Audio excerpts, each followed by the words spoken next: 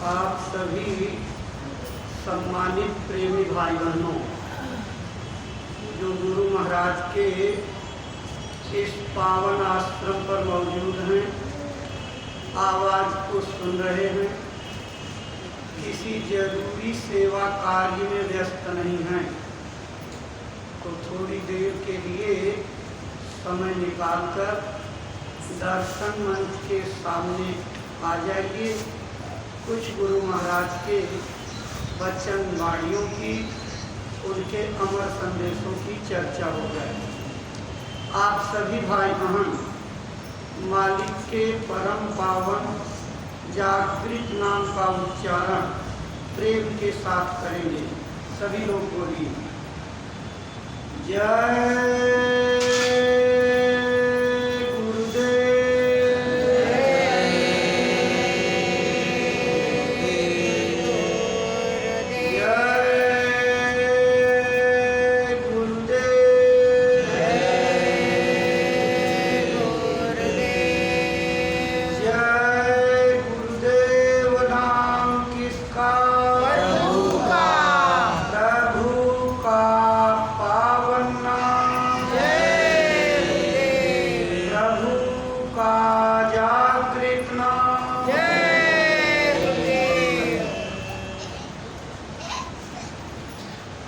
अंतर्यामी दया के सागर परम पूज्य स्वामी जी महाराज के पावन चरण कमलों में अनंतों अनंत प्रणाम। गुरु महाराज की दया कृपा के आधार उनके प्रतीकात्मक स्तंभ पूज्य महाराज जी को कोटिशः नमन। संस्था के वरिष्ठ सम्माननीय पदाधिकारी सदस्यगण, आप सभी सम्मानित प्रेमी भाई बहनों, धर्म प्राण सज्जनों, माताओं बहनों, बच्चे बच्चियों, सबको सादर हार्दिक जय जय। प्रेमी भाई बहनों, ये गुरु महाराज का आश्रम है। अपने जीवन का एक लंबा समय गुरु महाराज ने यहाँ बिताया। महापुरुषों की ये वाणी है कि जिस जमीन पर महापुरुष के चरण पड़ जाते हैं, वो जमीन से महापवित्र हो जाती है।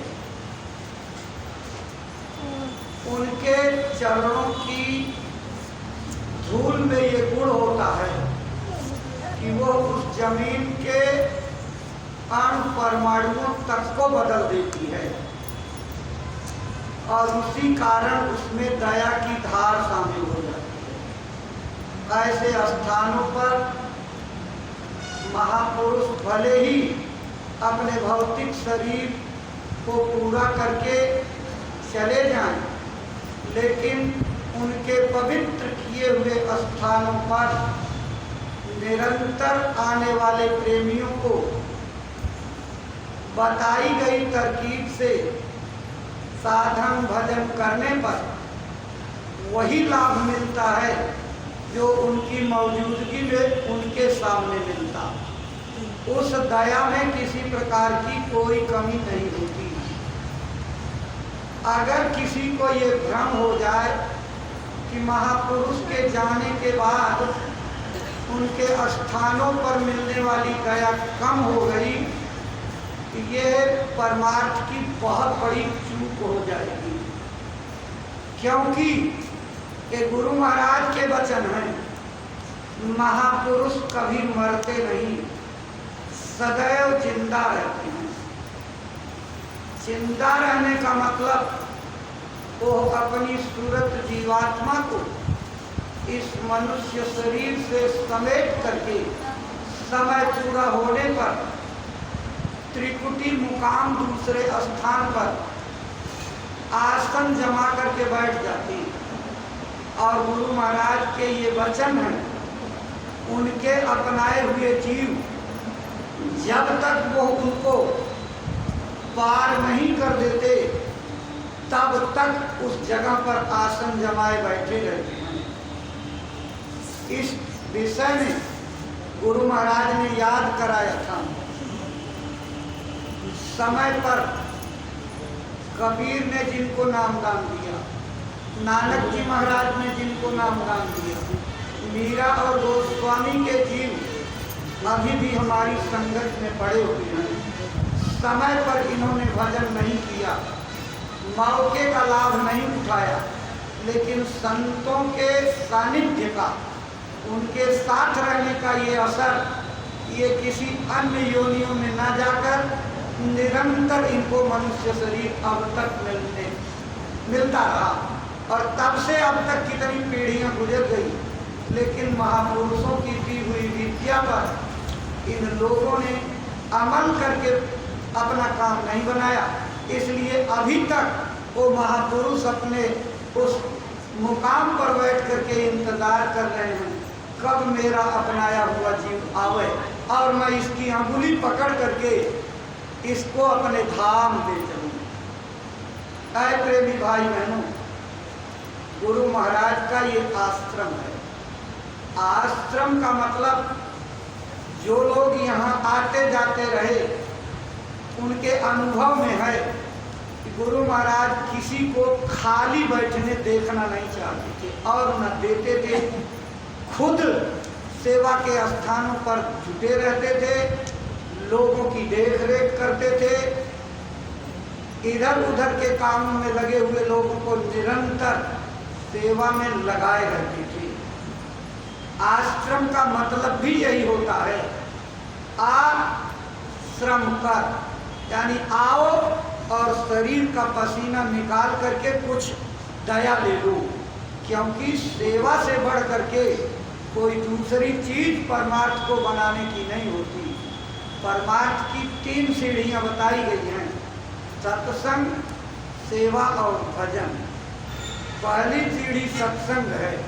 सत्संग की इसलिए जरूरत है कि सत्संग हमारी सोई हुई भावनाओं को, सोए हुए उत्साह को जगाता है, हमें सचेत करता है, हमें अपने काम को बनाने के लिए प्रेरित करता है।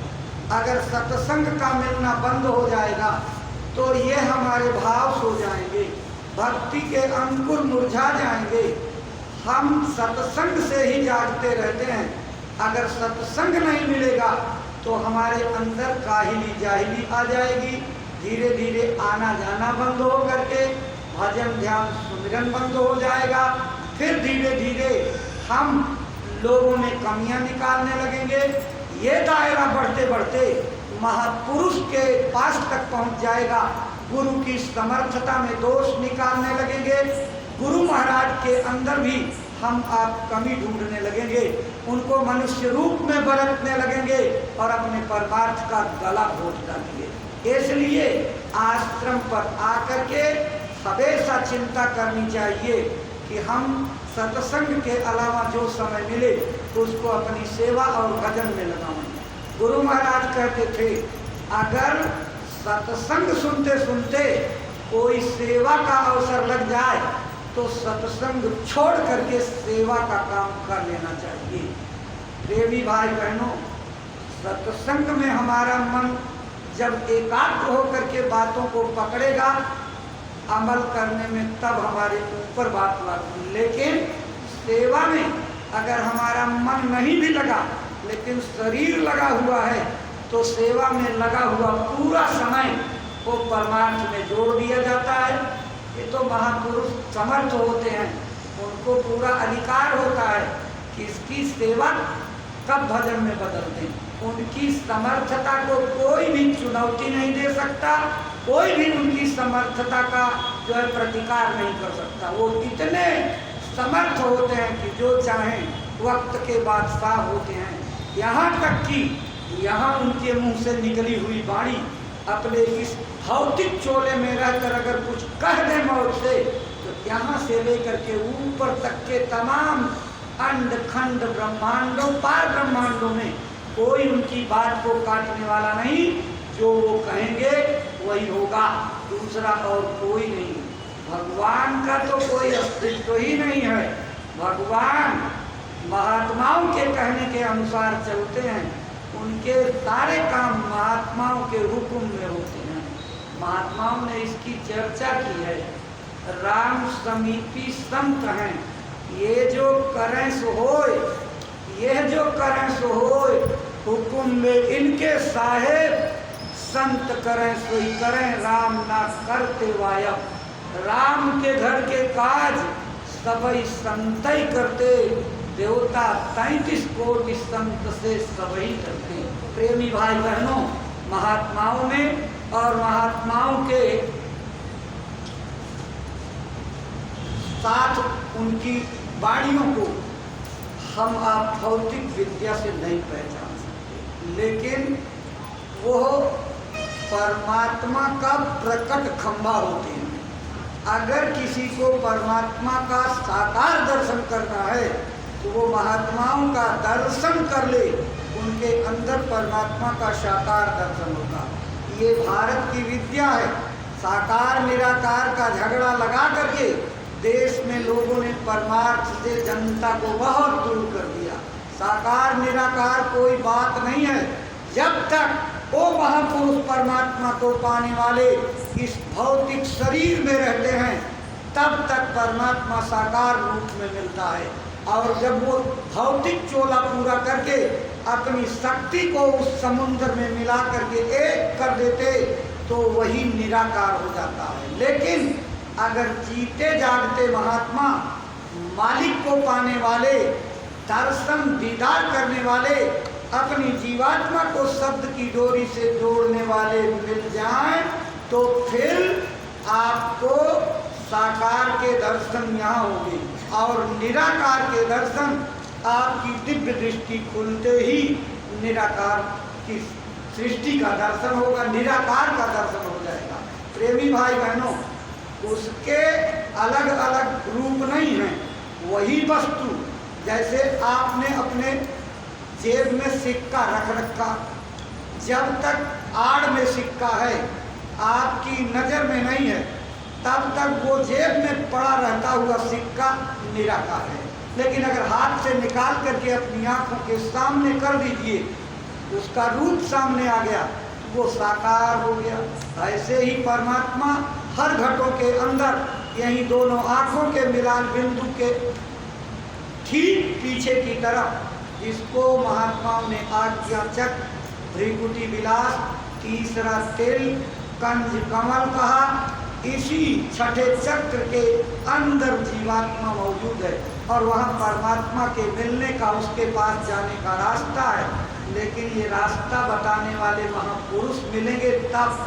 आप अपनी तरफ से नहीं कर सकते, किताबें पढ़ करके नहीं पाओगे। तमाम पूजा पद्धतियों में जुड़ करके, जड़ पूजाओं में रम करके आप चाहो कि हमें परमात्मा मिल जाए, तो नहीं मिल सकता। परमात्मा तभी मिलेगा जब परमात्मा को पाने वाले महात्मा मिलेंगे। इसीलिए गुरु की महिमा है। गुरु ही सब कुछ है, गुरु के द्वारा ही सब कुछ पाया जा सकता है। गुरु की दया कृपा हो जाए तो आपको क्या नहीं दे सकते, लेकिन गुरु को प्रसन्न करना, गुरु को रिझाना, यही सबसे बड़ा मुश्किल काम है। दया तो निरंतर बरस रही है, हमारे आपके इस घाट तक आकर के लौट जा रही है, लेकिन हम भिखारी बन करके उस दया को प्राप्त नहीं कर पाते। जिस दिन हमारे अंदर उसकी तड़प पैदा हो जाएगी, विरह पैदा हो जाएगी, उस चीज को पाने के लिए लालायित हो जाएंगे, बेसब्र हो जाएंगे, एक मिनट उसके पाए बिना चैन नहीं लगेगा, उस समय परमात्मा आपके सामने हाजिर होगा। लेकिन जब तक तड़प नहीं है उस वस्तु को पाने के लिए, तड़प किसको कहते हैं इसका अंदाजा आप इससे लगा सकते हैं। जैसे आपने रेलगाड़ी का टिकट कटा लिया, आपको जाना है, अब आपकी गाड़ी 4 घंटे लेट हो गई, लेकिन आपको बैठे बैठे ऊब गए, थक गए, तो उधर से कोई मालगाड़ी आती रहती है, आप जोर से देखते हो कि वो तो लाइट अब दिख रही है, आपको लगता है बस अब गाड़ी आने वाली है, लेकिन तब तक आई तो पता लगा ये तो मालगाड़ी है। आपकी इच्छा शांत हो जाती, फिर दोबारा इंतजार करते रहिए। आप उस स्थिति का अंदाजा लगाइए कि आप उस आने वाली गाड़ी का कितने बेसब्री से इंतजार करते हैं। ऐसे ही उस मालिक के यहाँ जाने के लिए दरवाजे पर आपको बेसब्री से इंतजार करना पड़ेगा। और जब इंतजार करने की आपके अंदर भावना जाग जाएगी, तड़प जाग जाएगी, 2-4 आंसू बैठ करके बहाएंगे तो जरूर मालिक की कृपा मिलेगी। अभी पिछले भंडारे के अवसर पर पूज्य महाराज जी ने किसी मंच से सत्संग सुनाते हुए आने वाली परिस्थितियों का इशारा किया और पूज्य महाराज जी ने सत्संगियों को ये अपनी तरफ से आदेश दिया कि सत्संगी कम से कम 3 घंटा भजन समय में दें। आगे जो परेशानियां आ रही हैं उनसे लड़ने के लिए, उनसे बचने के लिए 3 घंटे का समय कम से कम दीजिए। क्यों? 1 घंटा शरीर को स्थिर करने में, महाराज जी ने कहा दूसरा घंटा मन को स्थिर करने में, 2 घंटा तो इसके स्थिर करने में लगेगा। जो तीसरा घंटा आप भजन में देंगे, जब ये तन और मन स्थिर हो जाएगा, वही आपके भजन में जोड़ा जाएगा। अब आप 15 मिनट में ऊब जाते हो तो भजन की दया कैसे मिलेगी? इसलिए थोड़ा सा मन के साथ जबरदस्ती करो, घेराधारी करो, इसको समझाओ बुझाओ, दरवाजे पर बैठ करके इसके कल्याण के लिए जो है चेतना पैदा करो। भाई तुम्हारा भी कल्याण किसी में, और मन को भागने से रोको, दरवाजे पर बैठो।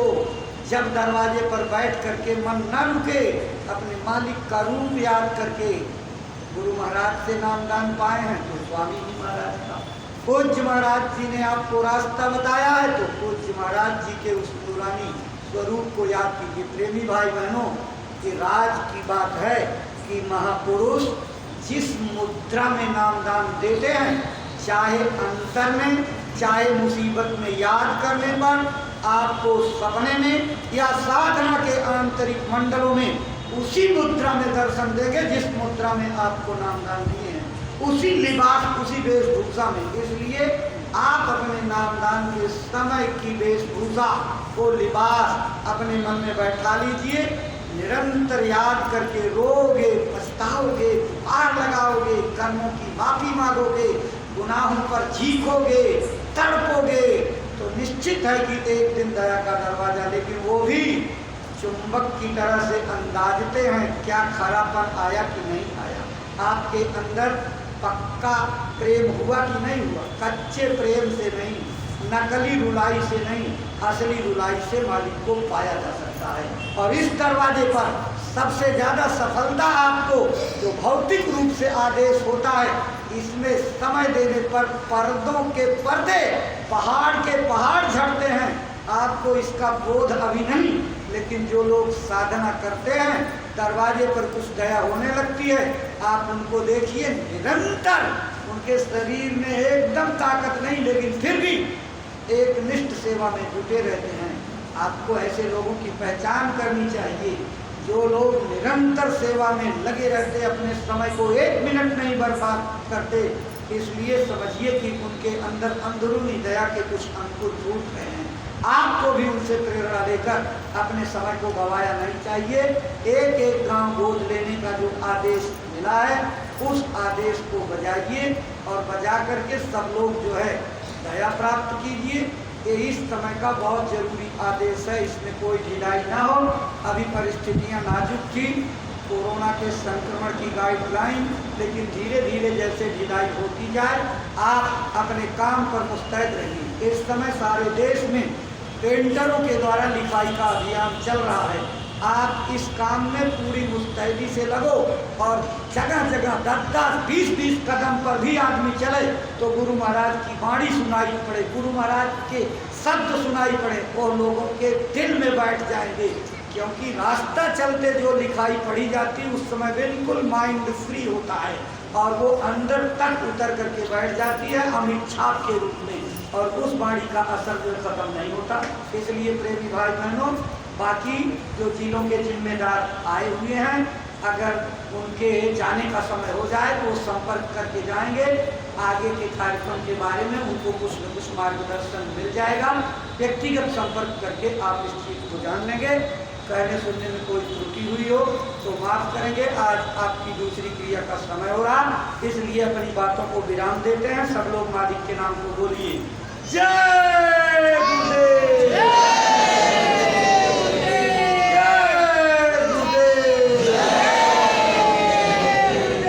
जय गुरुदेव। नाम किसका? प्रभु का पावन नाम।